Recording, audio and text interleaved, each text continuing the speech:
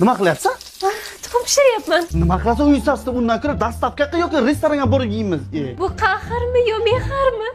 Dadasi, Bori asab buzilib turibdi o'zi. tinchlikmi? Asab buzilgan ko'zga ko'rinmay turibdi. Gonang bilanmi borib bir Turkiyaga borib dam olib kelinglar. 10 kun 15 kun ko'rinmay ko'zimga. O'zim ishlarim yurishmay turibdi. Bor. Shunaqa tez ishlaringiz yurishmay tursin-da. Menga qara. Labbi. Men gapirgan paytda bo'yning ekkin, mana qilasan. Qanday egaman? Mana, ana men ek. Boshim egib yur shunaqa. Dovushim tugul, endi boshimni ham ko'tarmayman.